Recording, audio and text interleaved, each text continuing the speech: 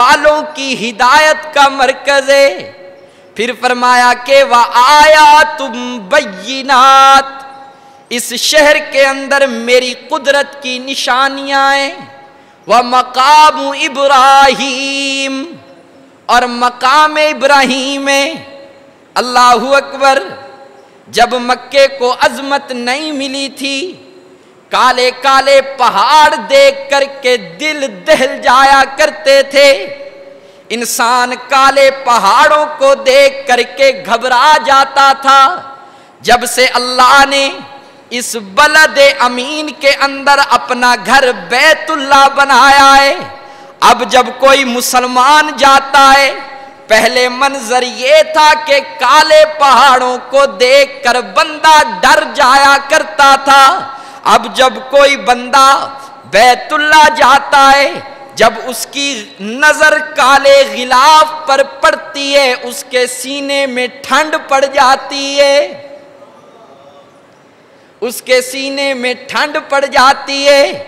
ایک اور مقام پر فرمایا کہ لا اقسم بہذا البلد وانت حل بہذا البلد، رب العالمین نے فرمایا کہ یہ میرا وہ شہر ہے، یہ میرا وہ شہر ہے، میں نے اس کی قرآن کریم میں قسمیں کھائی ہیں۔ الہ العالمین، دنیا کے اندر لاکھوں کروڑوں بستیاں اور شہر موجود ہیں، تو نے کسی شہر کی قسم نہیں اٹھائی، مکہ کی قسم قرآن کریم میں کیوں اٹھائی؟ رب العالمین نے فرمایا اس شہر کے اندر میرا محبوب کالی کملی اوڑھ کر کے جب چلتا ہے، میں اللہ عرشوں پر اس شہر کی قسمیں اٹھاتا ہوں۔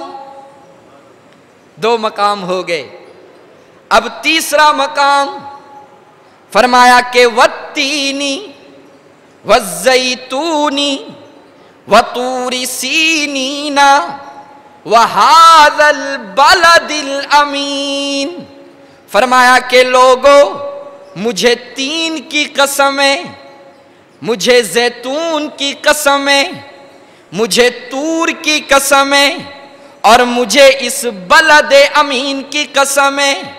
الہ العالمین، تو نے زیتون کی قسم کیوں کھائی؟ رب العالمین نے فرمایا کہ یہ بیت اللحم کا علاقہ ہے، یہاں پر زیتون کے درخت ہیں، یہاں پر میرا پیارا پیغمبر جناب عیسیٰ علیہ السلام کی ولادت ہوئی ہے، اس لیے میں نے زیتون کی قسم کھائی۔ الہ العالمین، سمجھ آ گیا تو نے زیتون کی قسم اس لیے کھائی، اب تو نے طور کی قسم کس لیے کھائی؟ رب العالمین نے فرمایا کہ یہ طور ایسا مقام ہے، میرا کلیم پیغمبر جناب موسیٰ کوہ طور پر آ کر کے مجھ سے ہم کلام ہوا کرتا تھا، میں نے اس لیے طور کی قسم کھائی ہے۔ ربا طور بھی سمجھ آ گیا، زیتون بھی سمجھ آ گیا، آگے فرمایا کہ وَهَذَا الْبَلَدِ الْأَمِينَ، رب العالمین تو نے اس شہر مکہ کی قسم کیوں کھائی ہے؟ فرمایا کہ اس مکہ کے اندر میرے محبوب کی ولادت ہوئی ہے، میرے محبوب کی تلیاں لگی ہیں، اس لیے میں نے مکہ کی قرآن میں قسمیں کھائی ہیں۔